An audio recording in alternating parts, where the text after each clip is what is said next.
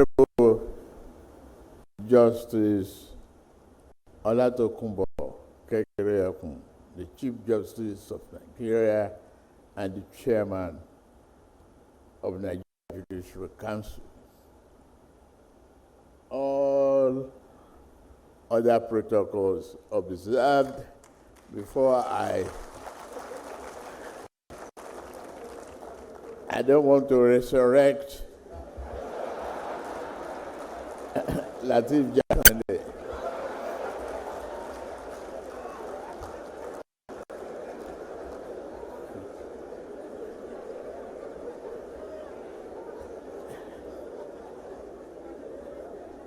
It is with profound, deep sense of honor and deep respect that I address you this morning at the opening ceremony of the 2025 All Nigerian Judges Conference of the Superior Courts. The Assembly is not merely a biennial tradition.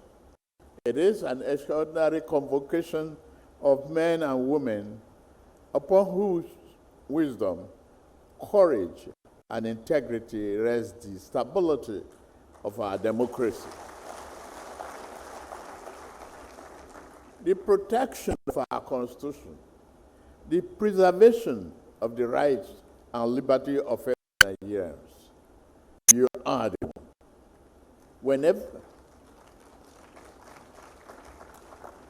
Whenever Nigeria has faced moments of uncertainty, history has recorded that the judiciary stood firm as the stabilizing force of our national life.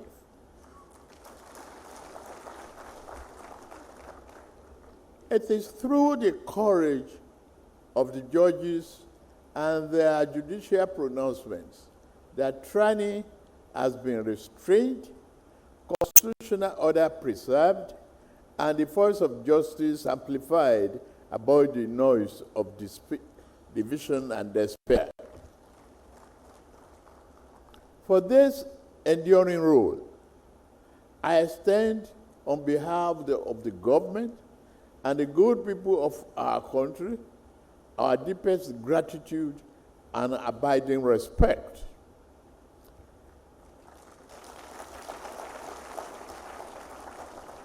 The theme of this year's conference, Building a Confident Judiciary, could not be more fitting. Confidence is the lifeblood of justice. A judgment may be grounded in law and delivered with clarity, but unless the public perceives it to be fair, impartial, and untainted, its moral authority is diminished.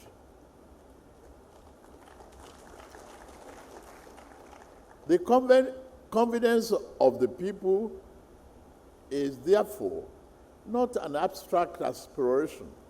It is a living measure of the judiciary's legitimacy and the true currency of justice. We must acknowledge with candor that public perception of the judicial process has not always been favorable.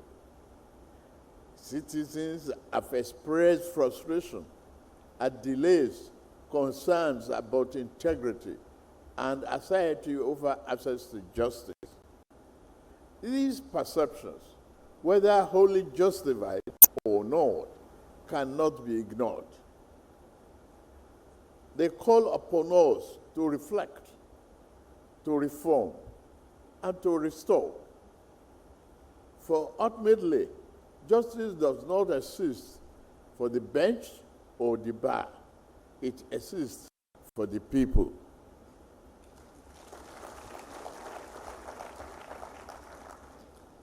Their faith in judicial process is the foundation of our national stability. In this regard, I wish to reaffirm with the clarity and conviction the unwavering commitment of my administration to support the judiciary in fulfilling its constitutional mandate.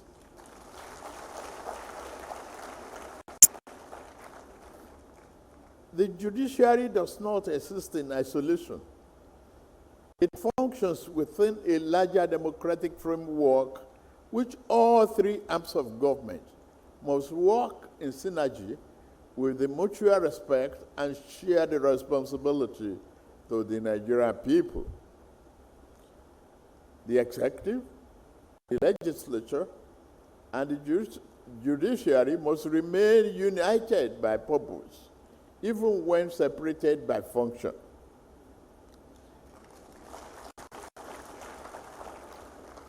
My administration believes that a judiciary that is strong in capacity, efficient in process, and uncompromising in integrity is not merely desirable, it is indispensable to the survival of our democracy and prosperity of our nation. We cannot build a just society without a fearless and functional judiciary. In this period, we have resolved to provide the institutional and material support that will enable our courts to perform their duties with dignity, confidence, and efficiency.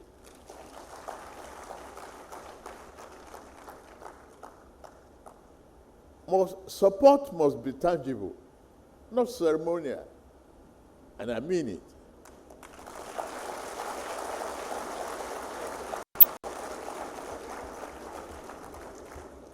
It must translate into improved working conditions, modern infrastructure, and well-equipped courtrooms where justice is dispensed promptly and transparently. Our court must no longer be places where cases languished for years. They must become beacons of efficiency, where disputes are resolved swiftly and where litigants depart with renewed confidence in the rule of law.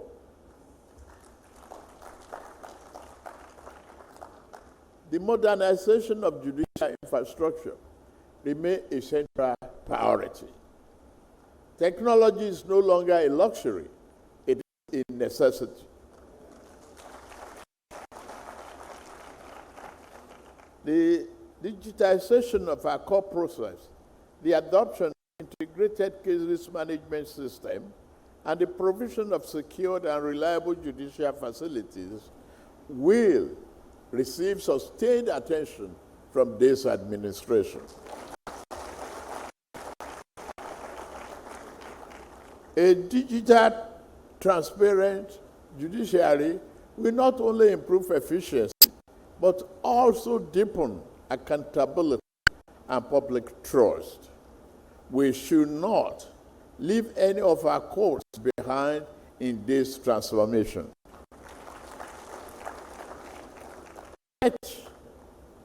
Bricks and mortar, or even digital screens, do not make justice.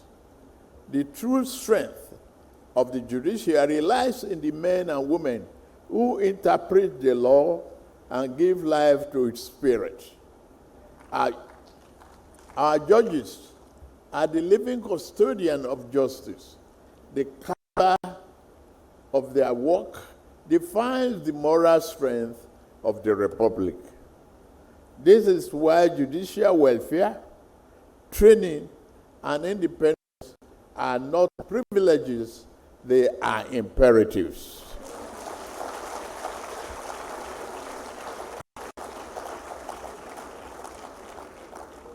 We will continue to support the National Judicial Institute as the leading hub for judicial comparative study and professional development.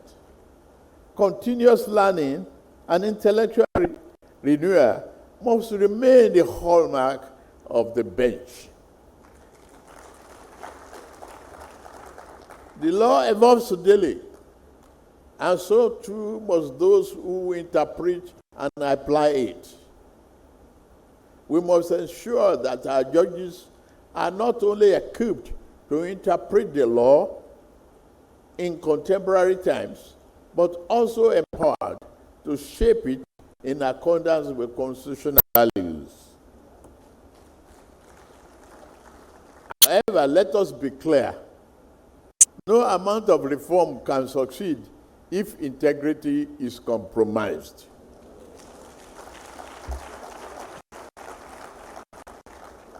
Justice must never be for sale. The bench must never become a sanctuary for compromise. Corruption in any form or any arm of government weakens the nation, but corruption in judiciary destroys it to the core. When justice is compromised, government loses its integrity and democracy loses its foundation. With utmost seriousness, my administration stands ready to support every effort by the judiciary to preserve its dignity and eliminate misconduct. This is not a task for the National Judicial Council alone. It is a collective duty that rests on every judicial officer. Discipline within the judiciary must be firm, transparent, and consistent. Only a judiciary that cleanses itself can command the moral authority to cleanse our society. My lords, as you deliberate in the coming days, I want you to remember that the judiciary is not an end in itself. It is an instrument of justice for the people. Its moral power flows merely from the Constitution, but from the trust and confidence that ordinary citizens repose in it. A courageous, transparent, and principled judiciary is the greatest guarantee of freedom. A slow, compromised, or disconnected judiciary is its greatest threat. This is why I urge you, in your discussions, to be bold and practical. Go beyond agonizing old challenges and commit to actionable solutions. Ask difficult questions on how we reduce the backlog of cases. How do we strengthen the ranks? How do we make justice more affordable and accessible to the poor, the weak, and the voiceless? Above all, how do we build a judiciary that truly remains the last hope of the common man? Distinguished judges, respected delegates, I see before me not of Nigeria's moral conscience and architect.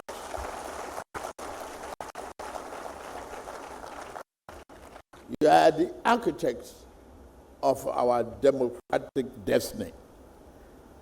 Hold in your hands the power to shape the moral compass of our republic, to ensure that no citizen is too weak to be heard and no authority is too powerful to be restrained by law.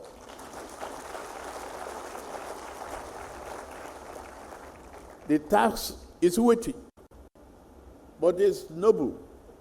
And I assure you that this administration will continue to stand by you, listen to you, and support you in fulfilling this sacred responsibility.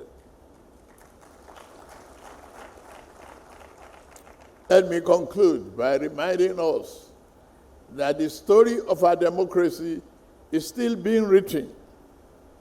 Each fair judgment strengthened the republic.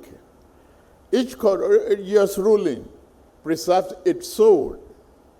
Let us, therefore, resolve that the chapter written in our time will be remembered for integrity, courage, and fidelity of law.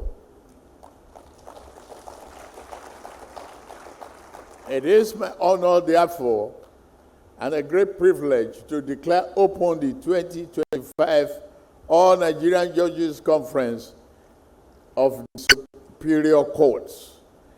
May your deliberation be fruitful, your resolutions transformative, and may the Judiciary of Nigeria continue to stand at the conscience of our nation and the guardians of our democracy.